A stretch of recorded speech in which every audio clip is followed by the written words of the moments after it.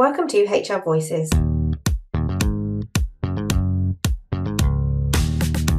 podcast for independent HR and people professionals and the businesses they support.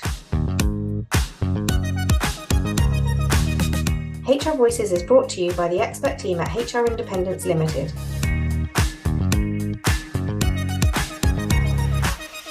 We hope you enjoy. Hello and welcome to HR Voices. I am your host, Mary Asante.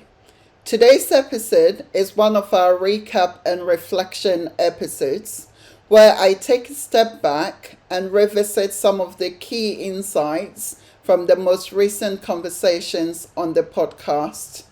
In this episode, we'll be reflecting on episodes 65 through to 70. Over the last few weeks, we've explored a really interesting mix of themes, from revisiting our top episodes of all times to discussing compassionate curiosity in leadership, learning from award-winning independent HR consultants, and exploring how podcasting can support the growth of an independent HR consultancy business. One of the things I value most about these recap episodes is that they allow us to pause and connect the dots between conversations, because sometimes it's easy to lose track when you're listening to different episodes talking on different things. So this is a really good opportunity to connect the dots between conversations. When we look at them together rather than individually, we often see patterns emerging about the direction HR is moving in and the capabilities that will matter most moving forward. So let's take a moment to revisit those conversations and reflect on what they mean for us as HR consultants and professionals, and also, more importantly, to the businesses that we support.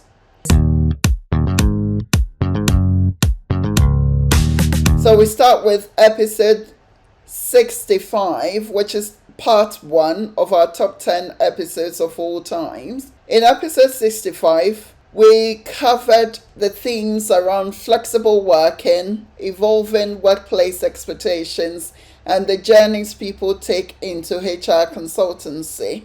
When revisiting those conversations, one thing became very clear. The conversation around flexible working has fundamentally shifted.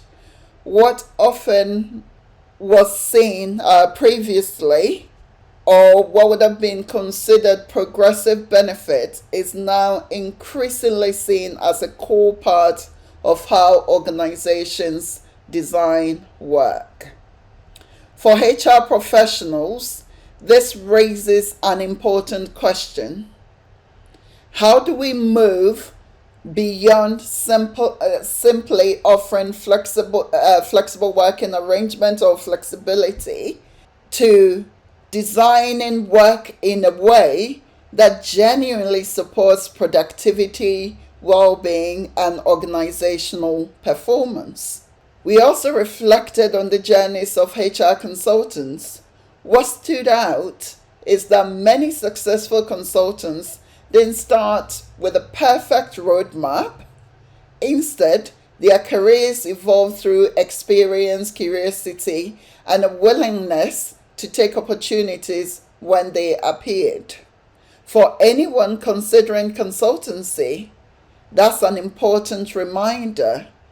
Clarity often emerges through action rather than waiting for the perfect plan.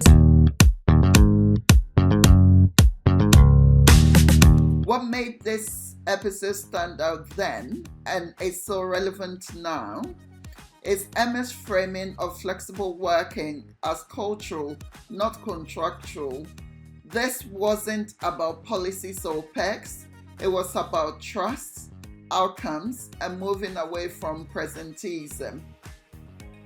Emma reminded us that flexibility means different things to different people, and that HR's role is to help organizations design arrangements that work for both individuals and the business. My reflection here is that flexible working isn't a trend or a benefit. It's a strategic lever. Well, when done well, it drives engagement, inclusion, and increases retention. We move on to the next episode, which is episode 66. Where we again looked at part 2, the second part of our top 10 episodes of all time. In episode 66, we continued our reflection on the remaining episodes in the top 10. These conversations explored areas such as employment law, workplace investigations, resilience in leadership, and different consultancy models. What this second part of the top 10 really highlighted for me is that HR often operates at the intersection of people, leadership, and risk. The work we do is not always straightforward as HR professionals. We frequently find ourselves between navigating situations where the legal, organizational, and human aspects of a challenge are all intertwined. And that's where we're strong as professionals and where strong HR practices truly shine and demonstrate true value to customers that we support.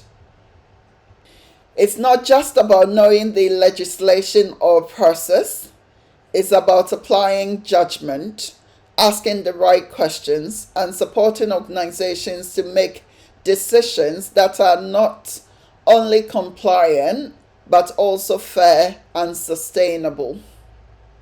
In many ways, these conversations reinforce the idea that credibility in HR is built through both expertise and integrity. Today's episode shifts the lens slightly towards credibility, confidence, and professional maturity. These episodes stood out because they explore what happens when HR becomes more complex, high risk, and deeply human. From employment law and investigations to interim leadership and learning design. The next episode, that's episode 67, featured a really thoughtful conversation and one I absolutely enjoyed with Andy Green, where we explored the importance of compassionate curiosity as a leadership skill. Andy described compassionate curiosity as approaching conversations with a genuine desire to understand people rather than jumping to conclusions or making assumptions. In today's workplace, where many teams are operating under pressure and uncertainty, this approach becomes incredibly important. Andy shared a phrase that really stayed with me, and that is, people don't care how much you know until they know how much you care. And I think that captures something very important about today's leadership. Technical competence will always matter, but what increasingly differentiates effective leaders is the ability to build trust, listen carefully, and create environments where people feel safe to contribute and to speak openly. Compassionate curiosity is not simply a soft skill, it is actually a powerful leadership capability that helps unlock better conversations, stronger relationships, and ultimately better organizational outcomes. They're like children. They don't do what you say, they do what you do. So they will mirror. So if you're practicing really consistently compassionate curiosity, that's what they're taking as the leaders that know, okay, well, we should be doing that as well.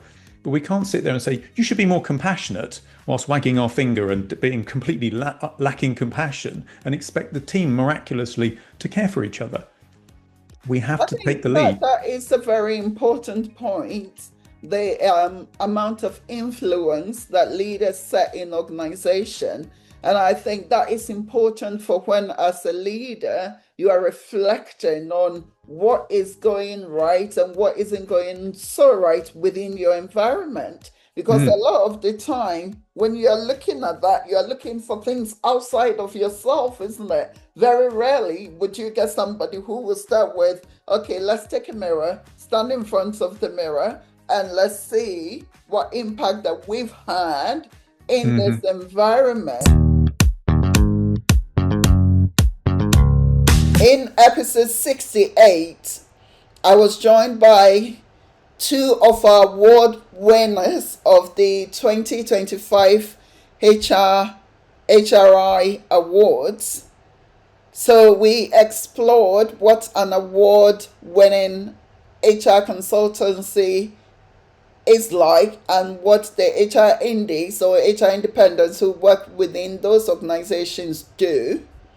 So 68 is part 1 of those discussions, and then episode 69 is part 2 of that.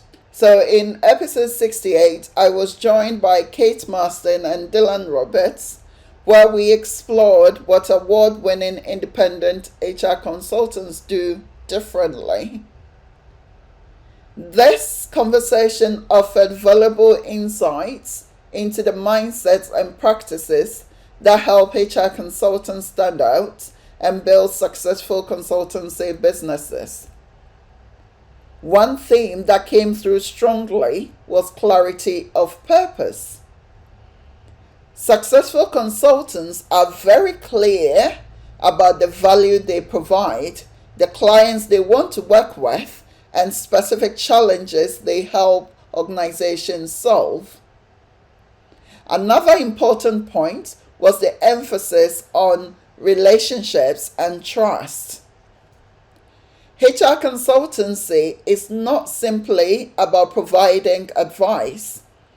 It's about becoming a trusted partner who understands the context of organizations and can support leaders in making informed decisions. What Kate and Dylan highlighted is that success in consultancy often comes from combining technical expertise with strong relationship building and commercial awareness. So much of what we deal with relies on trust. They're not buying you, they're buying your experience. In the second part of the award-winning discussions, that's episode 69, we continued the conversations with Adam Pickford and Sophie Dodson, who shared further insights on building a successful independent HR practice. The discussion focused more deeply on areas such as confidence, positioning, and professional growth. One of the key insights of this conversation was the importance of finding your own voice as a consultant. Rather than trying to offer everything to everyone, many successful consultants develop clear focus around their strengths and areas of expertise. This allowed them to build credibility and to develop a reputation for delivering meaningful impact. Another point that stood out was the importance of community and collaboration. Although independent consultants often run their own businesses, they rarely succeed entirely on their own. Professional networks, peer support, collaborative communities, and having a supportive community around you outside of the work environment play an important role in helping consultants learn, grow, and navigate challenges. In many ways, independence work best when it's combined with connections, community, and collaboration. Your biggest client is you. You have to consider yourselves as your own client. And so if you do not look after that client, then you will get into problems. And I mean, everything we do is about people, isn't it, in HR? And building that working relationship and trust is probably the biggest testament to you as an HR person. In episode 70, I spoke with Gary Jones from Grow Radio. Gary is our editor for HR Voices, and so he stepped from behind the scenes to in front of the camera, and we had really important discussions around how podcasting can be used as a powerful tool for building visibility, authority, and relationship with a business, within a business. One of Gary's key points was that podcasting offers something quite rare in today's digital environment, that is time and attention. When someone listens to a podcast, they are often spending 20 minutes or more engaging with ideas and perspectives. That level of engagement creates a much deeper opportunity to build trust than many other forms of marketing. We also discuss the different ways people can engage with podcasting, not only by launching their own show, but also appearing as a guest on other podcasts and sharing insights with new audiences. Ultimately, podcasting can become much more than a marketing tool. It can be a platform for sharing ideas, building relationships, and contributing professional conversations within your field.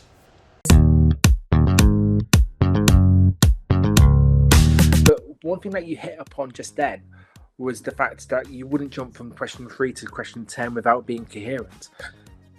You probably wouldn't do that in a HR interview, in a disciplinary or anything like that. So why change your approach to listening just because you're changing the arena that you're in? You know, in a HR disciplinary meeting, please correct me if wrong, because luckily, touch wood, I haven't been in many, or if any. But, you know... Isn't the storytelling aspect about disciplinaries? But you would be listening. You'd be watching their body motion, language. You know, you'd be making notes as well. But equally, you'd probably spend most of your time just sitting back listening and actually kind of looking out for those cues to show, actually, this is actually what you're saying. You know, so why would you not do that on a podcast interview? You might as well use the strengths that you've got in this arena rather than just not being yourself and, yeah, just being someone else just for the sake of it. There's no point. When I look across these 6 episodes, a few themes stand out. The first is authenticity. Whether we're talking about leadership, consultancy, or communication, People increasingly value honesty, transparency, and genuine connection. The second is continuous learning. Many of the guests we've spoken to have shared their insights that come from years of experience, reflection, and a willingness to keep evolving in their practice. And the third is connection, whether that's building trust with teams, developing relationships with clients, collaborating with other consultants, or sharing knowledge through platforms like podcasts. Meaningful human connection remains central to the work we do in HR. And perhaps that is one of the most important reminders from the series of the conversations that we've had and continue to have. In a world of increasing technology and automation, the human dimension of leadership and people practice remains as important as ever. And as HR and people professionals, putting the human at the center of what we do, at the center of the support we provide to our clients, go a long way in demonstrating value and giving value to the clients that we support. Thank you for joining me for this recap episode. If any of these conversations resonated with you, I would encourage you to go back and listen to the full episodes. There is so much insight in those conversations themselves. And if you enjoyed today's episode, please do share HR Voices with your network.